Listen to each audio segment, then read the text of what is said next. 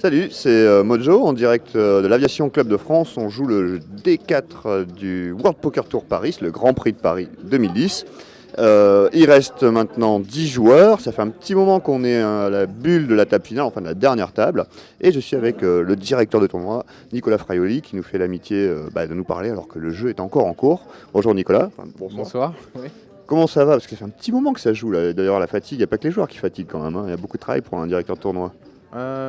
Ouais, pas mal, mais c'est surtout, il y a beaucoup d'adrénaline en fait. On vit en même temps que les joueurs. Moi, j'adore jouer aussi. J'ai pas le droit de jouer sur Paris, donc je profite d'aller jouer aux États-Unis quand je peux. Mais là, je vis un peu la même chose des joueurs et on voit de très bons moves. Là, le niveau est quand même assez relevé, quoi. On a des très très bons joueurs et c'est ça qui est génial. Quand on fait un beau tournoi comme ça avec une belle structure, on se retrouve vraiment avec un jeu de qualité.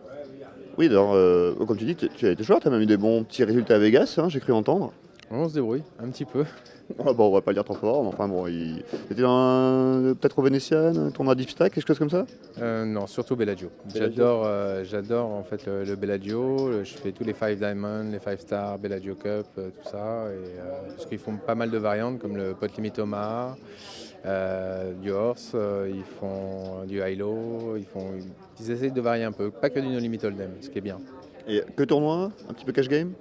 Je fais les deux. J'essaye de financer en fait les tournois par le biais du cash game. Sinon single table parce ils ont une très belle en fait, je vais dire une usine à tournois. C'est-à-dire que toute la journée, dès le matin, ils commencent à faire des single table. Le salon Fontana. Voilà, au Fontana Bar qui est vraiment, c'est un lieu mythique. C'est génial de jouer, d'avoir les fontaines en face quand on joue. Ça c'est vraiment super. Ah oui, il y a beaucoup de Français aussi. Bon, là on est en table finale et on a aussi beaucoup de Français. Alors, on va clarifier les choses une fois pour toutes. À un moment, il y a eu un retirage de table où on s'est retrouvé avec plein de Français d'un côté et quasiment tous les étrangers de l'autre. Donc comme ça, on va clarifier les choses. C'était bien tiré aléatoire, hein. Ah oui, c'est un tirage que je fais de manière aléatoire. De toute façon, je prends les deux dernières tables, c'est-à-dire la 5 et la 6. Je prends les tickets que je mélange à la main et je vais donner, notamment ils étaient 5, 5 et 6. Je donne 5 tickets sur une table, 5 sur une autre, 6 sur une autre. Donc vraiment pour tricher ou faire quelque chose de prévu, c'est quasiment Oui, là, c'est impossible, quoi. au vu, au sou de tout le monde en plus.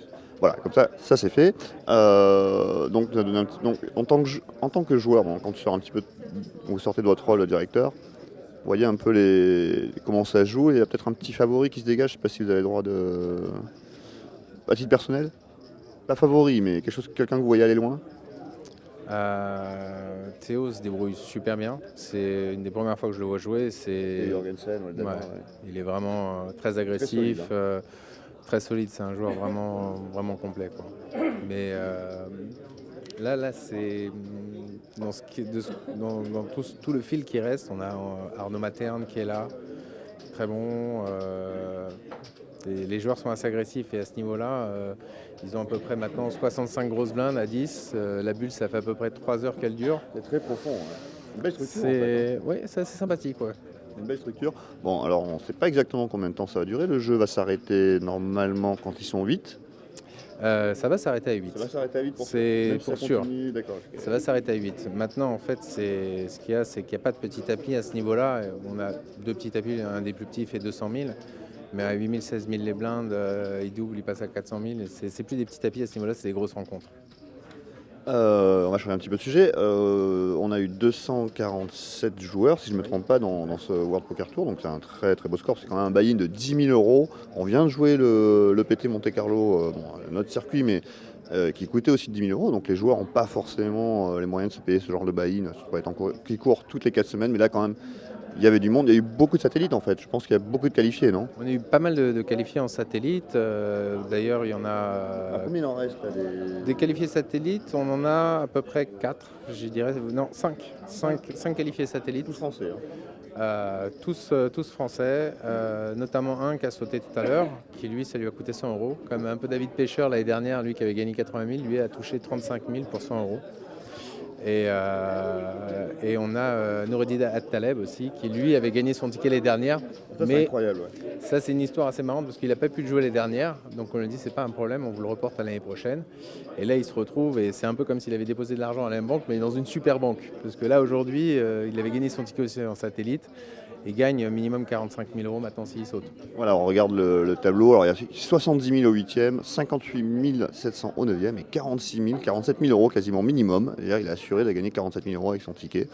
Bah, c'est pas mal pour un petit qualifié.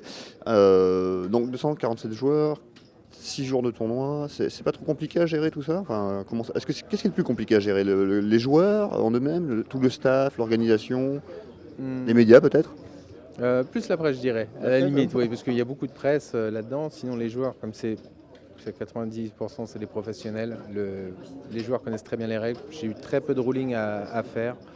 Il n'y a vraiment pas de souci de ce niveau-là. Notre staff est très, très bien formé. On a des copies qui parlent anglais, français, qui dealent très bien. On a vraiment aucun souci de ce côté-là.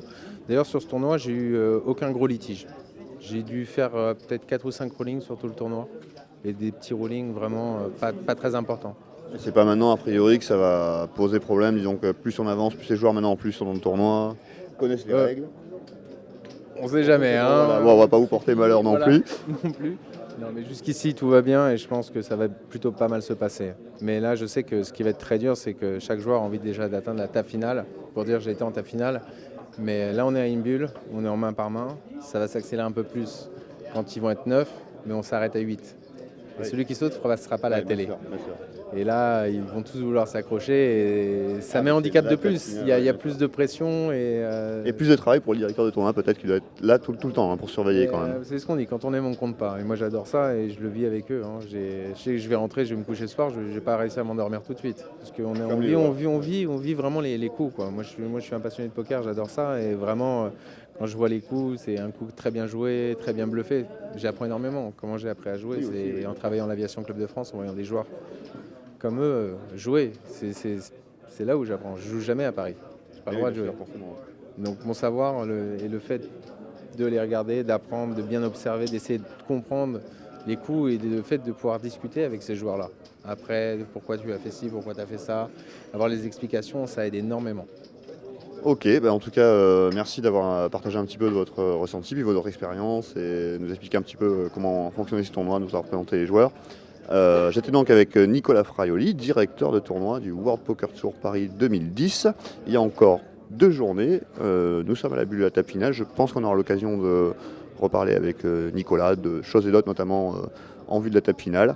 C'était Mojo, on est toujours en direct de l'Aviation Club de France et on vous donne rendez-vous donc pour la table finale qui devrait se jouer vendredi, samedi Samedi à 15 h. Samedi à 15h. Salut à tous.